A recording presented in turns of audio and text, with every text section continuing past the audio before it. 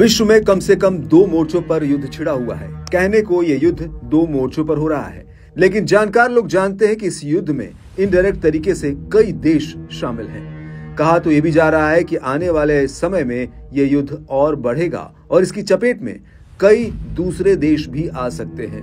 विभिन्न media reports के जरिए जानकार लोग तो यहां तक आशंका जताते हैं कि किसी भी समय तीसरा विश्व युद्ध छिड़ सकता है। विश्व में चल रहे तनावपूर्ण माहौल के बीच सभी देश अपनी सुरक्षा को लेकर चिंतित और जागरूक हैं। चीन जैसे देश ने तो जल, थल और नभ से भी आगे बढ़ते हुए अंतरिक्ष तक में लड़ाकू विमान तैयार कर दिया है। अमेरिका और चीन के बीच अंतरिक्ष के मामले में भी एक दूसरे से आगे निकलने की तगड़ी होड़ है। इस बीच चीन ने जुहाई एयर शो में अपने छठी पीढ़ी के लड़ाकू विमान बैदी बी टाइप के प्रोटोटाइप को लॉन्च किया है। इसे व्हाइट एम्परर के नाम से भी जाना जाता है। इसकी लॉन्चिंग ने दिखा दिया कि चीन ने अपने सैन्य एरोस्पेस से जुड़ी क्षमताओं में भी जबरदस्त तरक्की की है। चीन का ये हाईटेक लड़ाकू विमान चीन के प्रोजेक्ट नानटियामेन का हिस्सा है। ये विमान के लिए नेक्स्ट जनरेशन टेक्नोलॉजी बनाने के लिए एक रिसर्च इनिशिएटिव है। इस परियोजना का उद्देश्य सरकार के कंट्रोल वाली aviation industry corporation of China AVIC की देखरेख में विमानों के लिए फ्यूचर टेक्नोलॉजी डेवलप करना है। इस लड़ाकू विमान को इंटीग्रेटेड स्पेस एयर फाइटर कहा जा रहा है, जिसमें पृथ्वी, हवा और उससे भी परे चलने की क्षमता है। इसमें AI और डेटा फ्यूजन जैसी टेक्नोलॉजी दी गई है। ये खासियतें इसे भविष्य के लिए एक नेटवर्क कॉम्बैट सिस्टम बनाती है। इसका AI सिस्टम और अन्य हाईटेक टेक्नोलॉजी इस विमान को युद्ध के मैदान से जुड़ी जरूरी जानकारी देते हैं।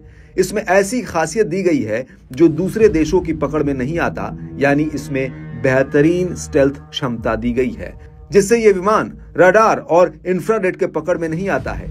अंतरिक्ष के हिसाब से इसके लैंडिंग गियर को उबड़ खाबड़ जगहों पर चलने के लिए डिजाइन किया गया है। यानी कुल मिलाकर यदि अंतरिक्ष में भी जंग छिड़ती है तो चीन ने उसकी भी पूरी तैयारी करके रखी है। हालांकि चीन ने जिस तेजी के साथ अंतरिक्ष में काम करने में सक्षम और बेहतरीन खासियतों वाला लड़ाकू विमान बनाया है, उससे चीन की क्षमता पर संदेह भी जताया जा रहा है।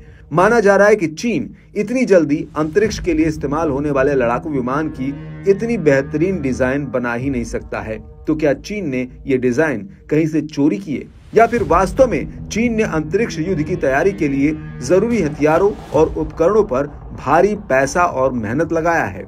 हालांकि चीन ने कुछ भी किया हो, लेकिन अंतरिक्ष में उसने बढ़त हासिल कर ली है और चीन का ये विमान सामने आने के बाद अब दुनिया के अन्य देशों में भी अंतरिक्ष पर तैनात किए जाने वाले हथियारों के लिए और उसकी तैनाती के लिए कंपटीशन बढ़ेगा और इससे अंतरिक्ष में भी युद्ध छिड़ सकता है। यानी आने वाले समय में 2 देश ऐसी जगह पर भी लड़ते हुए दिख सकते हैं जहां एक भी इंसान नहीं है। वहां तो हवा पानी के मौजूदगी का भी कुछ बहुत अता पता नहीं है। हालांकि अभी भले ही अंतरिक्ष में इंसानी जीवन के लिए जरूरी वातावरण नहीं है, लेकिन अमेरिका से लेकर भारत, रूस और चीन सहित अन्य देश भी अंतरिक्ष की दौड़ में शामिल हैं। कई देशों में प्राइवेट प्लेयर्स यानी कि प्राइवेट कंपनियों को भी अंतरिक्ष के क्षेत्र में काम करने की छूट मिली हुई है। इससे अब ये कंपनियां अंतरिक्ष को रेवेन्यू पैदा करने और वहां मानव जीवन बसाने की दिशा में काम कर रही हैं। कुल मिलाकर अंतरिक्ष पर एक ऐसे ग्रह की तलाश की जा रही है जहां इंसानों को बसाया जा सके। अमेरिका की प्राइवेट स्पेस कंपनी SpaceX भी नासा के साथ मिलकर इस दिशा में काफी तेजी से काम कर रही है। SpaceX के मालिक एलोन मस्क अंतरिक्ष से जुड़ी खोजों में काफी पैसा लगा रहे हैं और वो कई बार नुकसान होने के बाद भी अंतरिक्ष से जुड़ी खोजों पर पूरी ताकत लगाए हुए हैं। ऐसे में अब दुनिया भर के तमाम देशों के कान खड़े हो गए हैं और जल्द वो भी अंतरिक्ष से जुड़ी अपनी तैयारियों में लग जाएंगे।